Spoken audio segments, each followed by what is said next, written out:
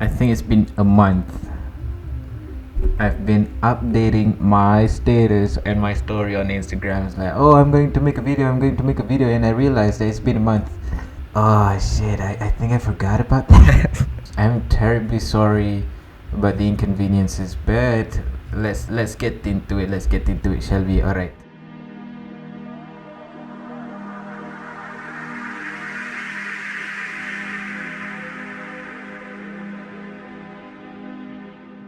Okay. So now if you hear the fans, I'm sorry. I'm using a laptop. I don't use desktops because I need to bring my laptop literally everywhere.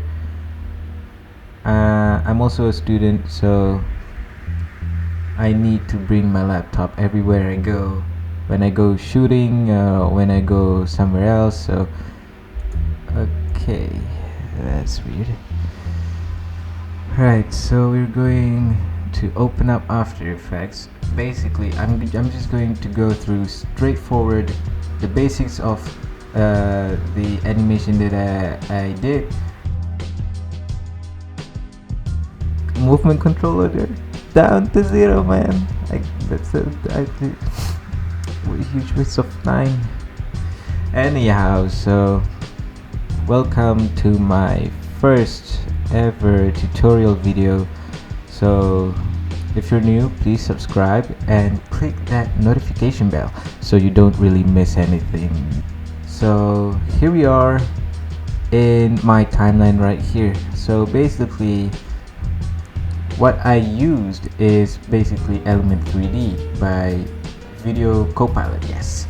So Element 3D is basically a plugin that lets you import 3D objects into your composition, so you can just like mash it with other 3D objects, with lights, with everything, and you can just like basically animate, set the textures and everything.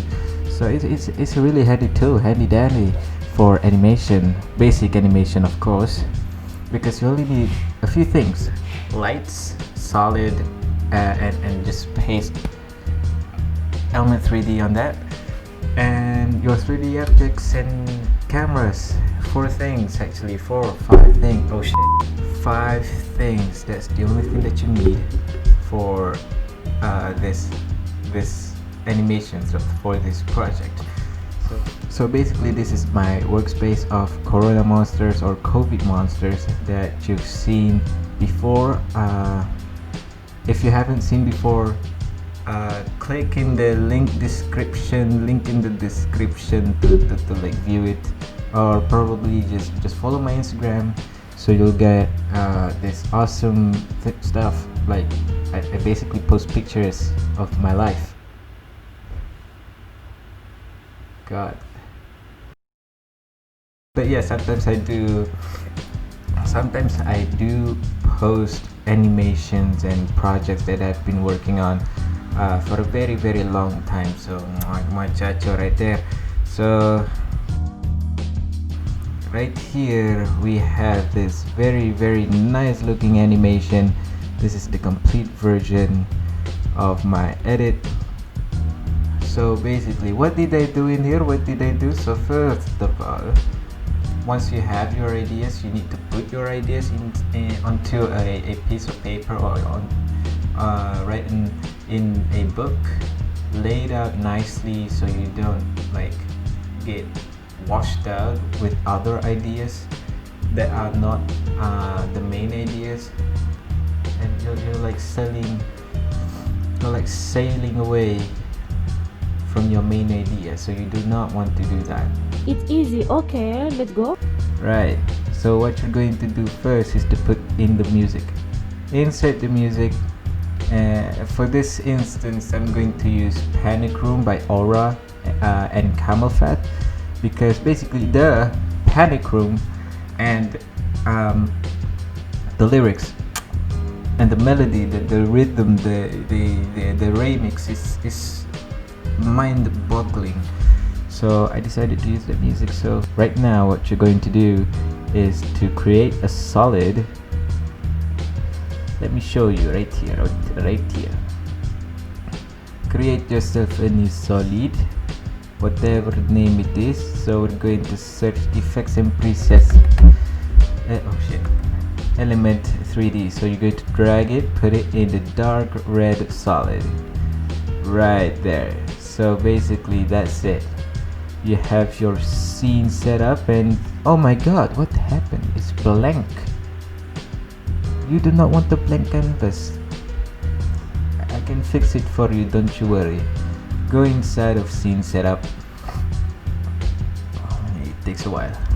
Right, so once in the scene setup of element 3D, you have your what it's called here, viewfinder or whatever. Oh, I have a problem. Like, my viewfinder is super laggy, but the minimum requirements to run this doesn't really take a lot of memory. I've looked at other YouTubers who has used this particular thing. They be like, oh look, smooth, but when I use it, it's pretty crap. It doesn't really look good. It's so choppy. But I do have an Intel i7 9750H coupled with an Nvidia GeForce RTX 2060, the desktop edition. I don't know what that means, but it claims to be. So what you're going to do here is to create a box. Usually I'll start with a box so I can line up with my camera, with my other sets, and all like that. So basically here what you have is this settings for your object, and if you click this arrow right here, there's a material settings. So you can set the materials. You can set a lot of things like the ambient occlusion, the wireframes, the subsurface scattering, illumination, or whatever. Like, here are the settings, and here are the more advanced settings that you're going to use in some of your projects. You'll never know, you might use it. Actually, you don't really need, I don't really use the light here, but we're going to use it for now.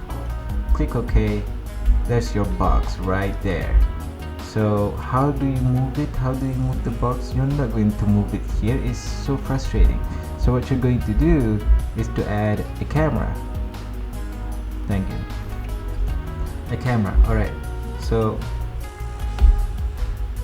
like I've done here is I set up element 3D first.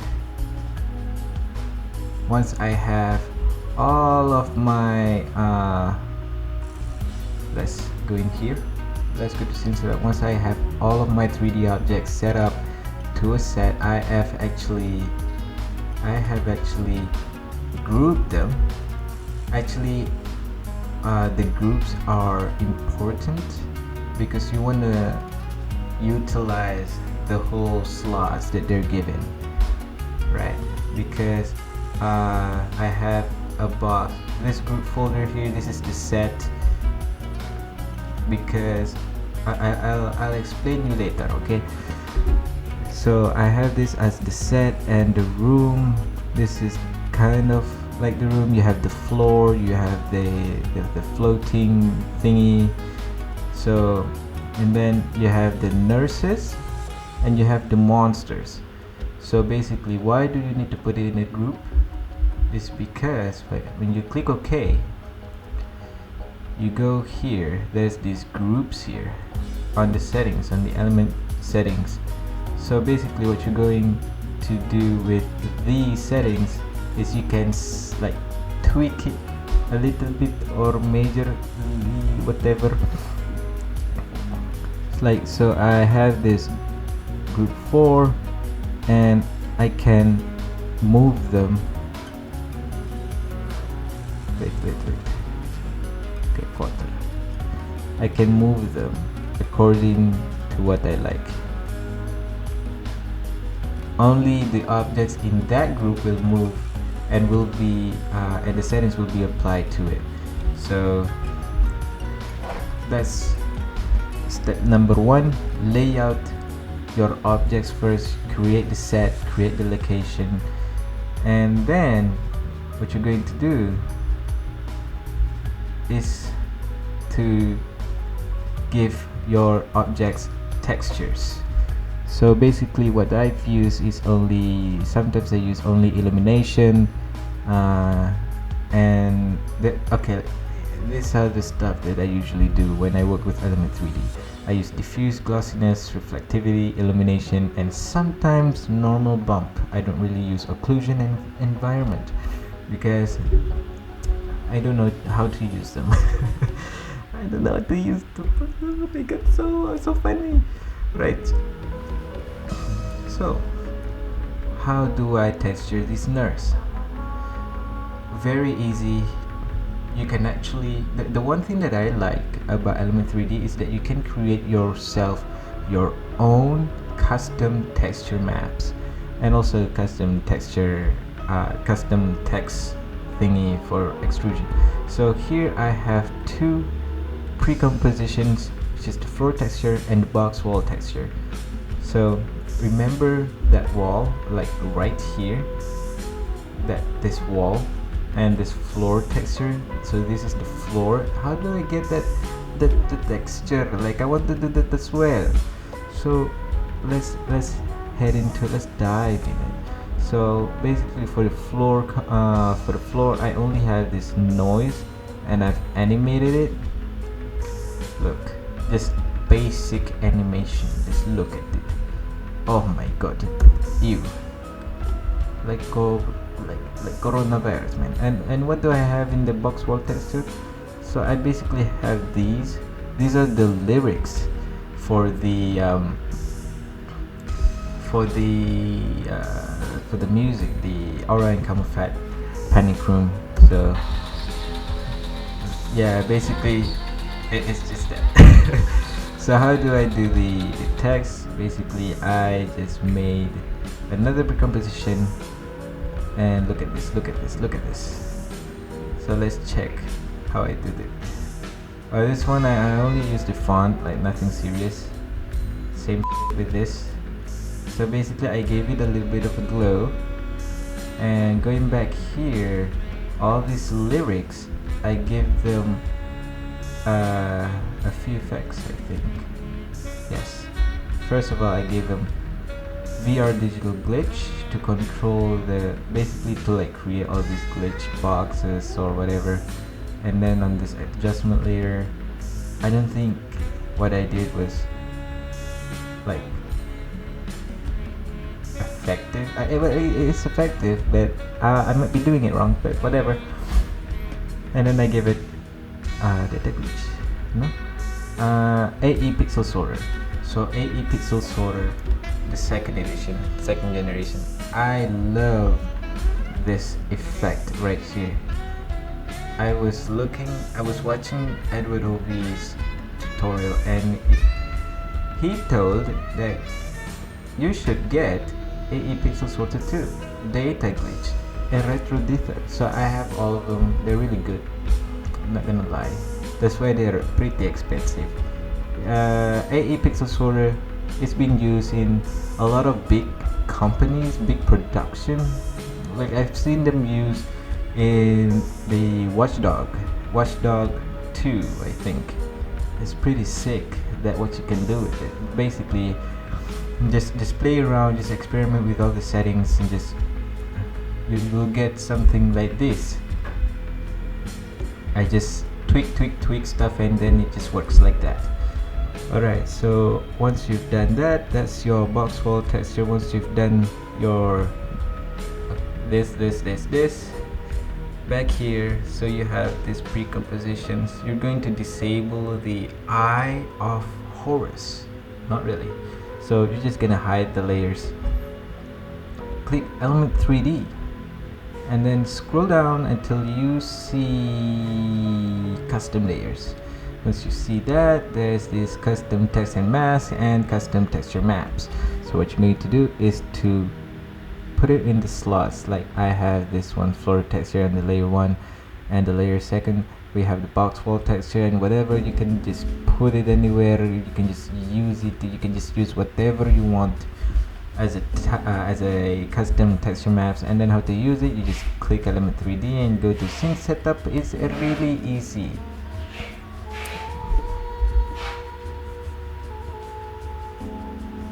Look, it's really easy. I spent like a month studying it. Not really. Right, so how do I use it? Remember that lyric? That lyric that I've made? So I have this set on this nurse, both of these nurses, and this illumination. Here we have this. So we set it as a custom layer. How do you access it? Just click this arrow and you have your custom texture maps there. You can set in the brightness, the whatever you want to, and you can actually set the repeat offset and the UV offset and whatever. Just tweak things up, experiment it until you get the perfect combination of what you're doing. So of your animation or whatever. So how do I get this wireframe like dude?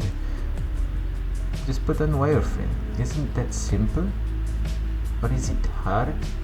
Dude, sex hard. Okay, and like a lot of these settings, just tweak them. And if you don't really know what it means, just do what I do. Okay, I Google. Yes, I Google stuff. I may seem smart, but I've done tons of research before starting to like make this video and realizing I am a month late. I didn't realize, man. I was helping my mother cook in the kitchen, but I only cut onions and that's all. Alright, so once you've textured all of your glorious 3D objects, what you're going to do, like in this case we're doing a static animation, like a bullet time animation. So I think it's easier that way because you're not animating thing. But here's a trick that I found. If you want to do animations with movements and characters on the go for free, like you can do anything with it. There's tons of animation that you can choose from. Stick until the end of the video to know how. So it's very simple. You can just Google it. But in the end of the video, I'll tell you how you get your animations and characters alive. So right after that, you're going to create cameras. So all these cameras, basically they're just different angles to get that a little bit of a cinematic look. So these are camera, everything is camera here. I only had this in green because I have this orbit null. So what does orbit null does to your camera? Basically it's a null for orbiting cameras. So basically if you want to do like your camera, if you want your camera to like orbit like that, you can just use the null. It's very easy. Just click this, right click it, the camera, and create orbit null, and you can just tweak the settings on that.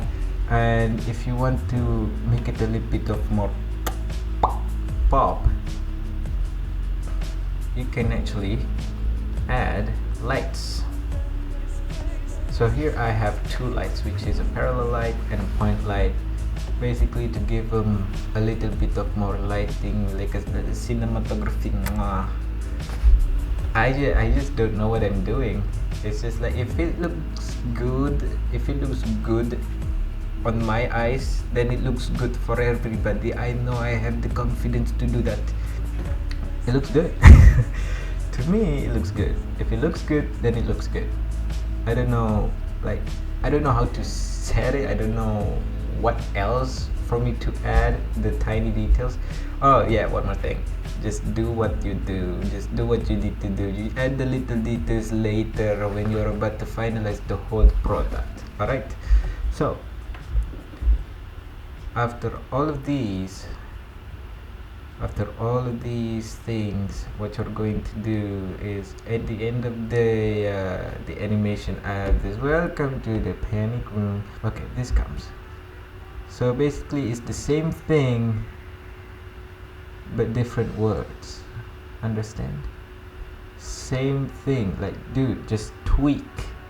Use VR digital glitch. It's my favorite effect. Same goes to the AE pixel sorter. It, like a bit of a glitchy look to the text. I love it. If you ask me, I love it. I am not changing.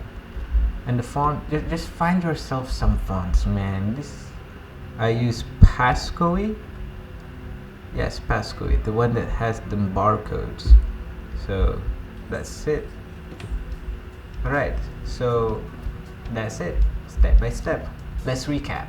So first of all, you need to think of the animation, the project that you're doing, the idea, the main idea that you need to do. I write that down on a piece of paper and then open up After Effects, create a new solid, drag and drop the element effects, element 3D onto the solid layer that you just created, and then you need to create a camera, or maybe create a camera later, but basically right after that you need to click to scene setup. You need to set your scene, your set, your characters, your lights, because how does a camera see without the lights, right? Right after that you're going to tweak the settings. Like there's a lot of settings. If you look at this, you click arrow on E3D, like there's a lot of things. There's world transform, utilities, render settings, and all. A lot of possibilities, like endless possibilities for you to create in After Effects using Element 3D. That's why I really love this plugin. So what do you have to do that? So after that you just need to add tags if you want to, if you just want to end your video with a fade out, so you just do so.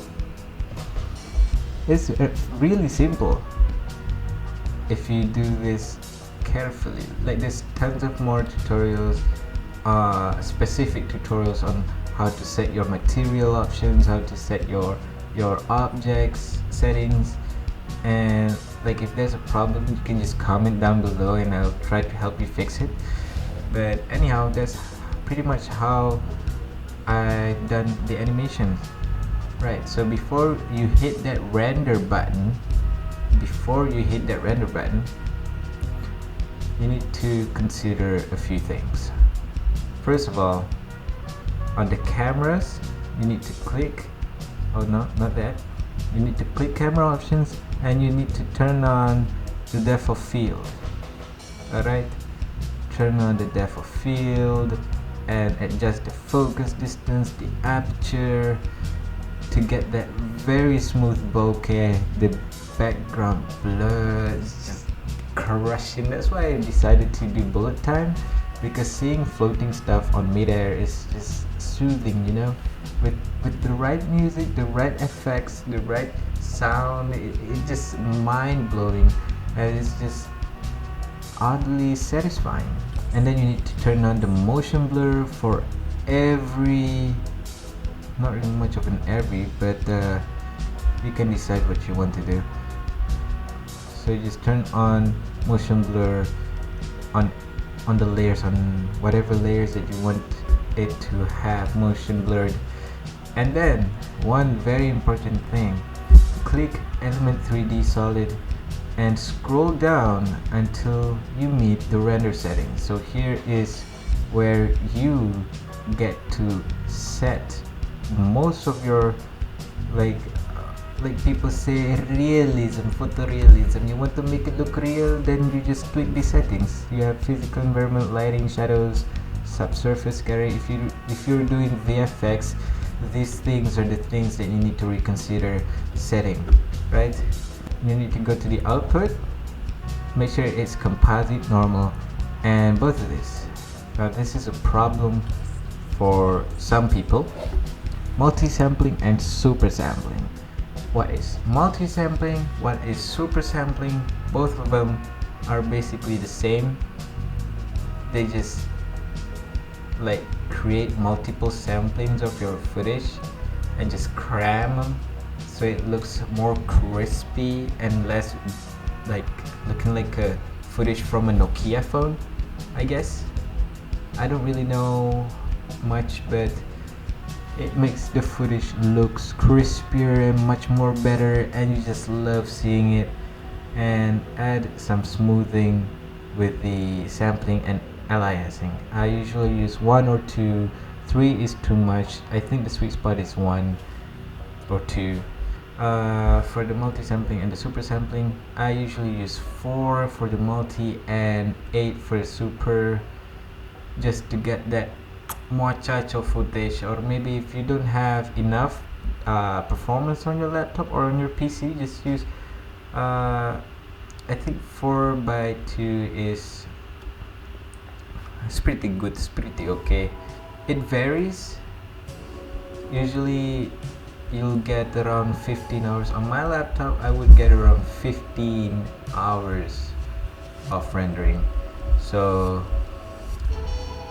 if the render is taking too long, you can just lower the settings, or maybe consider lowering your output settings to decrease that render time, greatly decrease that time. Or maybe you need to consider the settings on your layers here, such as the motion blur or the depth of field, to greatly decrease that really nasty render time. Okay, so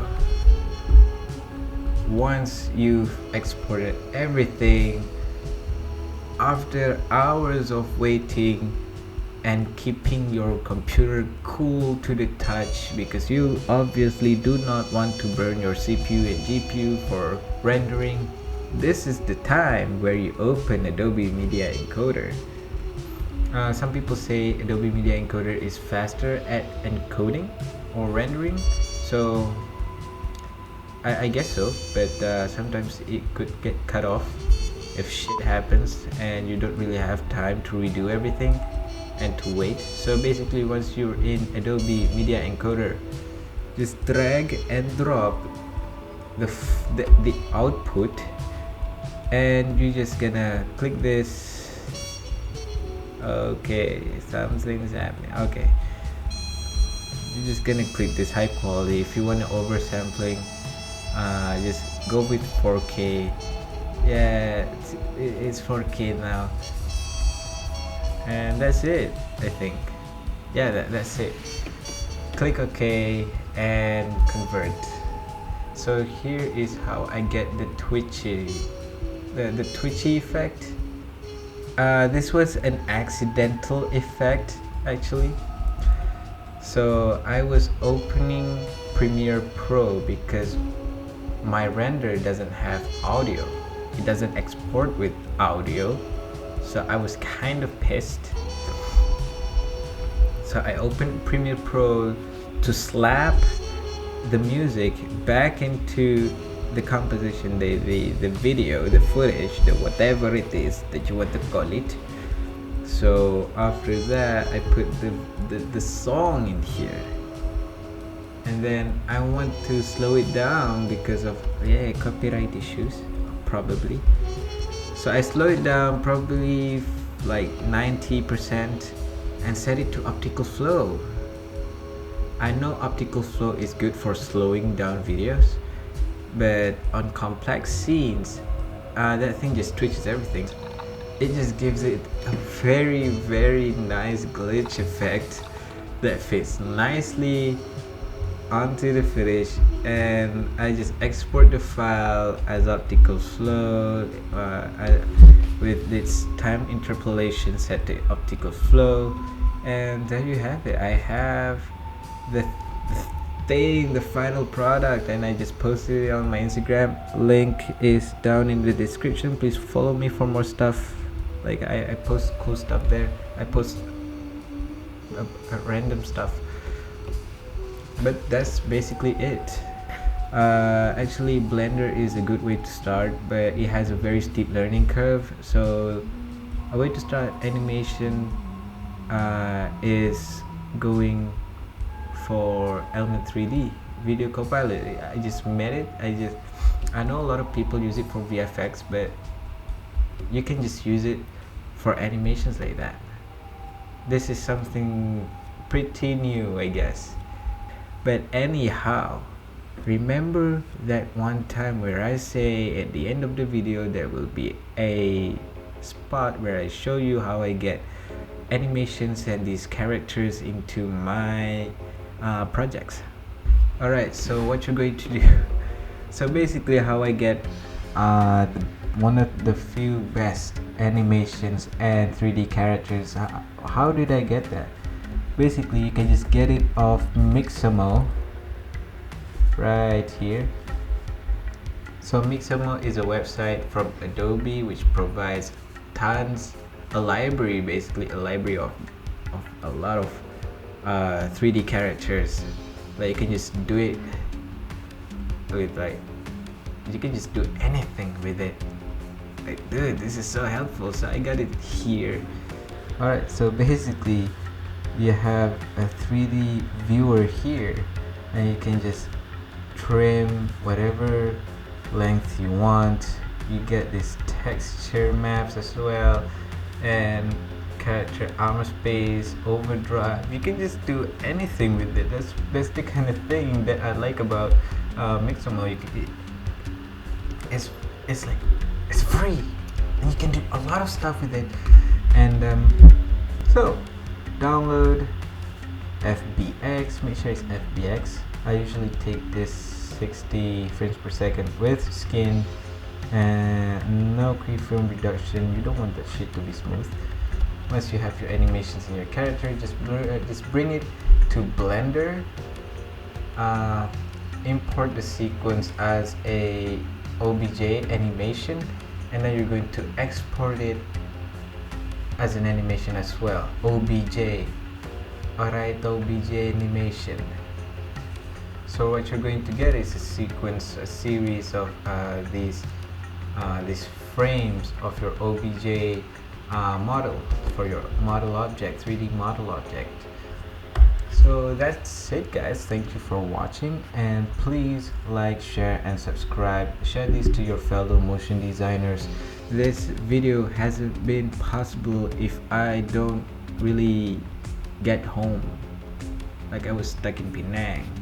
If I am still there, this video won't come out. So thank you, government of Malaysia, for sending students back home to their parents. I really like how they have all these SOPs and all this. Really nice. But anyhow, any questions or anything that you would like me to create, just leave them down below. Give your opinions. I've realized that I did something that's off. Whatever, if it works, it works. It's effective. Alright, just don't at me. But whatever, it's there and it's there. I hope you enjoy this video. I hope there's a lot that you can learn, and I hope that you can recreate. Oh my god. If you have created your own animation inside of After Effects using Element 3D, you can just tag me. This is my username right here. I'm sorry, the microphone's blocking. So that I can view it, and I give a like, I give a shout out, maybe. You'll never know. But I would like to see one of your creations using this kind of method. So yeah, I think I'll see you later.